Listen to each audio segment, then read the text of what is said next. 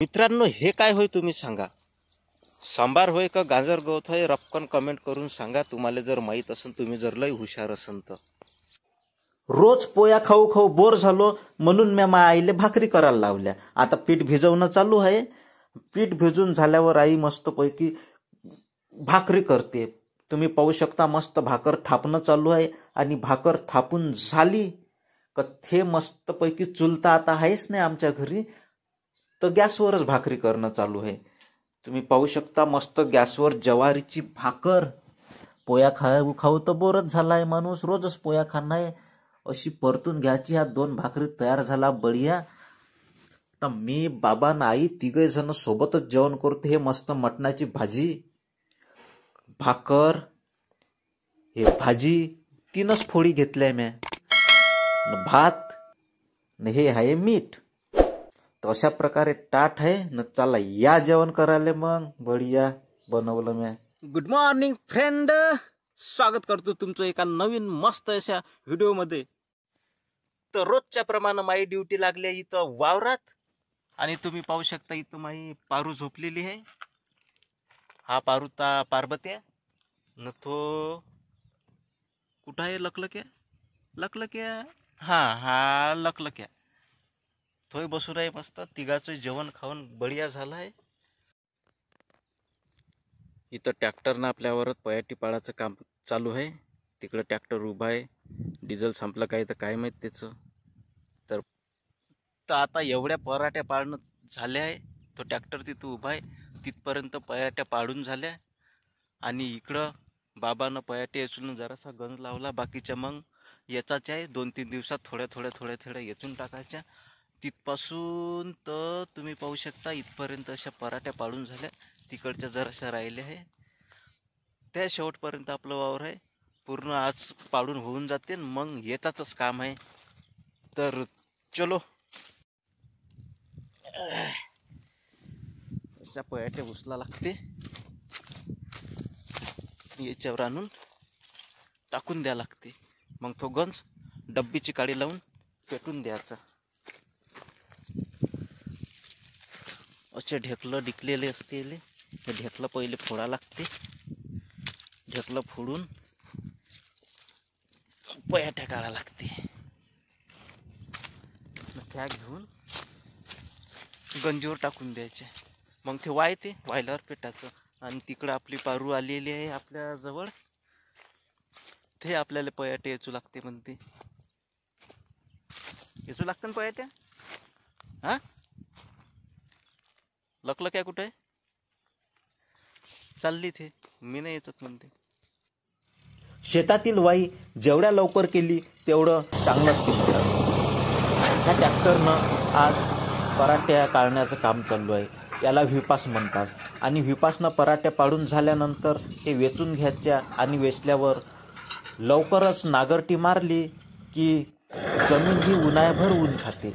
उन्हीमुळं त्यामधले असलेले जंतू आणि तूर जे उदयते, पीक उदयते, असे प्रकार असणाऱ्या उदळी आणि अनावश्यक वाढणाऱ्या तणाच्या बिया ह्या उन्हामुळं मरून जाते. आणि आपल्या पावसाळ्यात जास्त निघत नाही. त्यामुळं ही वाई करणे चांगली असते. आणि हा पाहू शकता तुम्ही, एक लाईनचा टावर आपल्या वावराच्या शेजारचाच भला मोठा टावर आहे. आणि खूप दुरून लाईन आलेली आहे. तुरीचे फणकट पाडून झाले आहे. तुम्ही पाहू शकता. तो तिकडं ट्रॅक्टर 8 तास मारू राहिला.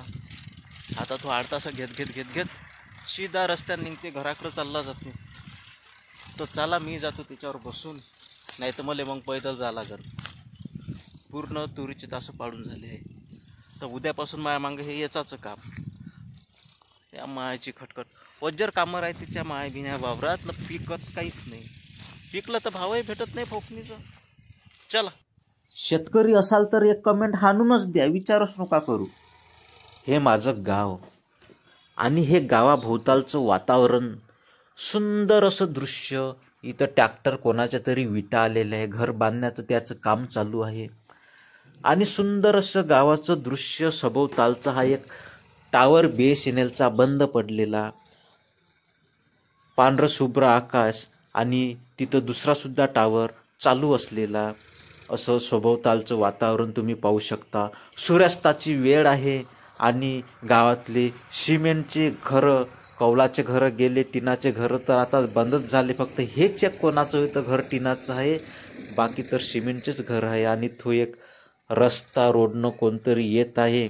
तुम्ही पाहू शकता निसर्गरम्य वातावरण, शेती वगैरे गावाच्या भोवतालून तुम्ही पाहू शकता मित्रांनो.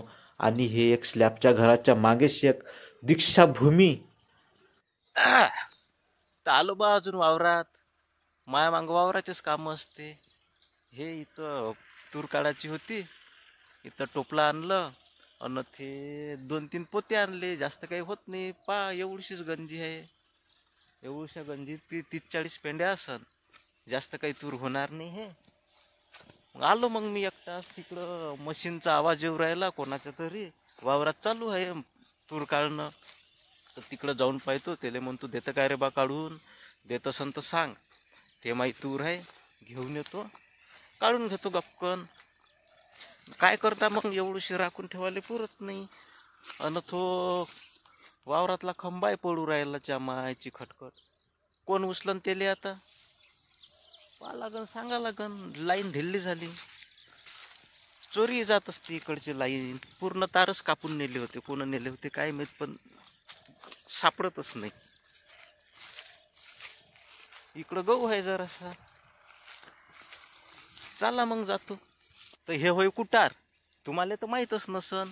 हे होय सोयाबीनचं कुटार. म्या इथं सोयाबीन काढलं होतं आणि त्याचं जे कुटार निघालं, हे काही इकलं नाही म्या कोणाला. हे वावरात पेटून द्यायचं मस्त आणि त्याचं खात होते. सोडू द्यायचं नाही तर पाणी टाकून. मस्त शेतीसाठी कामी पडते.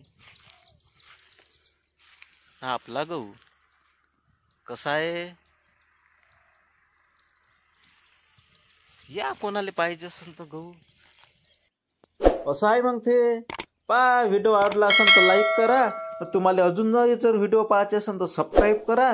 एक कमेंटही करून टाका तुम्ही कुठून पाहू राहिले. तर माझ्या जीवाला जर असं बरं वाटतं. मित्रांनो, हे काय होय तुम्ही सांगा. सांबार होय का गाजर गवत होय, रपकन कमेंट करून सांगा. तुम्हाला जर माहीत असेल, तुम्ही जर लय हुशार असेल तर.